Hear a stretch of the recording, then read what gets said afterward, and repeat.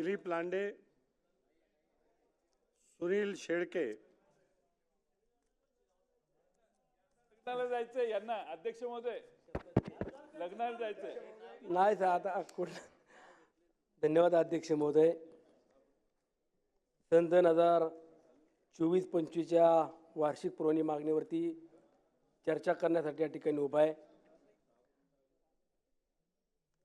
सार्वजनिक बांधकाम विभाग, पान क्रमांक 70, बाब क्रमांक 104. अध्यक्ष महोदय, माझ्या मावळ मतदारसंघामध्ये सार्वजनिक बांधकाम विभागाच्या अंतर्गत होत असलेल्या राज्यमार्ग, जिल्हा मार्ग असेल किंवा प्रमुख मार्ग असतील, या रस्त्यांचं पुनर्बांधणीचं काम मोठ्या प्रमाणामध्ये सुरू आहे. आणि या रस्त्यांची कामं होत असताना मागील 5 वर्षापूर्वी आदरणीय राज्याचे तत्कालीन अर्थमंत्री, उपमुख्यमंत्री आदरणीय अजितदादांनी आणि महायुतीच्या सरकारने देखील शेकडो कोटी रुपयाचा निधी हा रस्त्यांच्या बांधकाम कामाकरता उपलब्ध करून दिला. आणि प्रत्यक्षात कामाची सुरुवात झाली. काही कामं पूर्णत्वास गेली, काही कामं पावसाळा आला, पावसाळ्यामध्ये कामं स्थगित करून ती पुन्हा सुरू झाली. परंतु ही कामं होत असताना अध्यक्ष महोदय, या कामांच्या क्वालिटीवरती कुणाचाही अंकुश राहत नाही. जी कामं आपण टेंडरमध्ये काही अटी शर्ती घालून देतो की एखादं काम पूर्ण झालं तर पुढचे 3 वर्ष त्या कॉन्ट्रॅक्टरनं मेंटेनन्स सहित कुठल्याही प्रकारचं तिथं जर दुरुस्ती करण्याचं काम आलं तर ते त्याच बजेटमध्ये किंवा त्याच खर्चामध्ये त्याची तरतूद केलेली असते, तीच आड घालून त्याला आपण काम देतो.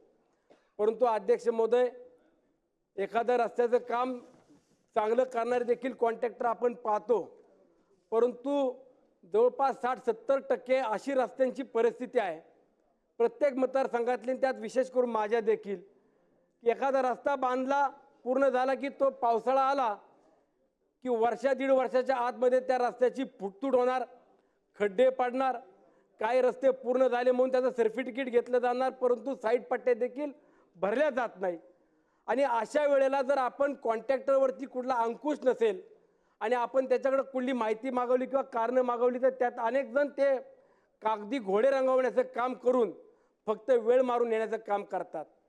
मला अध्यक्ष महोदय आपल्या माध्यमातून सरकारला देखील विनंती करायची आहे की आपण शेकडो कोटी रुपयाचा ज्या वेळेला निधी एखाद्या कामावरती खर्च करतो त्यावेळेला त्या कामाची देखील क्वालिटी असली पाहिजे. एखादं काम पूर्ण होताना कुणाची जीवितहानी होता कामा नये, कुठला अपघात होता कामा नये, याची देखील खबरदारी घेतली पाहिजे. आम्ही विधिमंडळामध्ये येतो, मागणी करतो, मागणीला मान्यता मिळते, निधी मिळतो, परंतु प्रत्यक्षात काम ज्या वेळेला सुरू होतं त्यावेळेला आमचा कुठलाही अधिकार राहत नाही.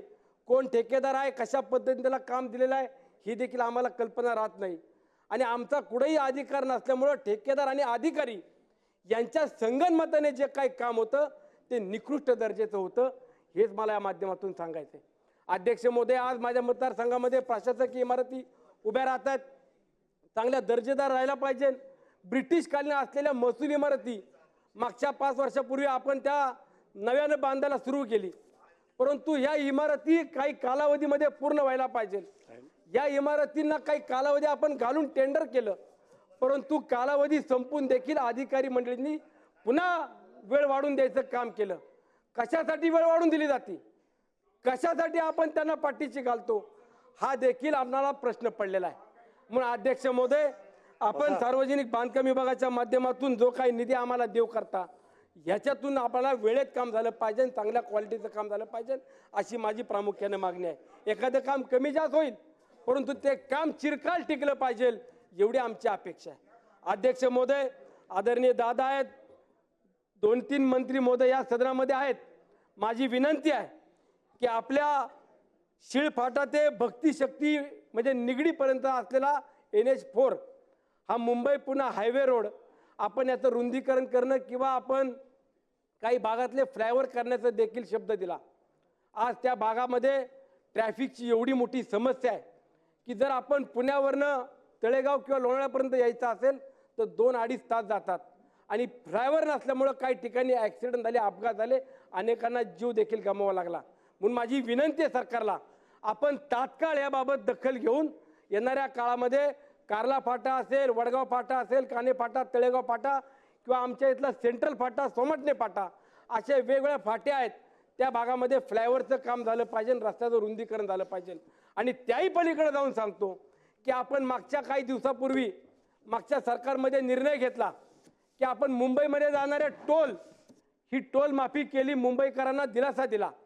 त्याच पद्धतीनं जर आपण पाहिलं तर मुंबई आणि पुण्याला जाणारे 2 रस्ते आहेत. एक NH4 जुना मुंबई पुणे हायवे आणि दुसरा एक्सप्रेसवे हायवे.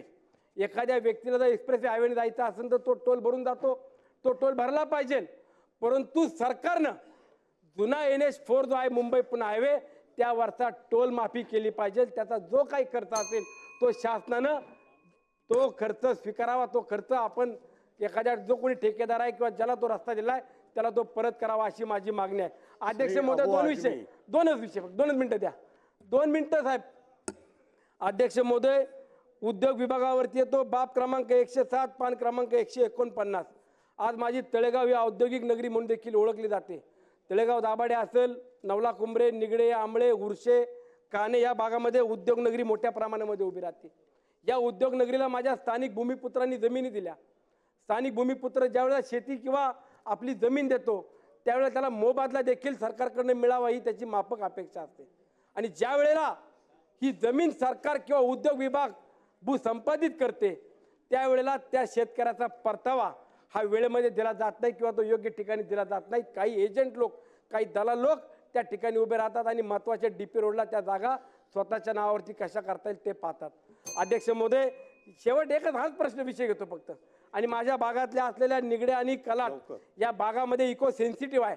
त्याबाबत देखील मी सरकारला विनंती करतो की अशाच अनेक बाकीच्या तालुक्यात देखील इको सेन्सिटिव्ह आहे. तो केंद्राच्या निगडीत प्रश्न आहे. तो प्रश्न देखील आपण तात्काळ निकाली काढावा. महत्त्वाचा विषय अध्यक्ष महोदय यातलाच एक सांगतो. आज माझ्या भागातली तत्कालीन उद्योग देश विदेशातील प्रत्येक घडामोडींचे लाईव्ह अपडेट मिळवण्यासाठी आता साम टीव्हीच्या सर्व सोशल मीडिया प्लॅटफॉर्मला लाईक, फॉलो आणि सबस्क्राईब करा. तसंच सर्व नोटिफिकेशनसाठी बेल आयकॉन प्रेस करायला विसरू नका.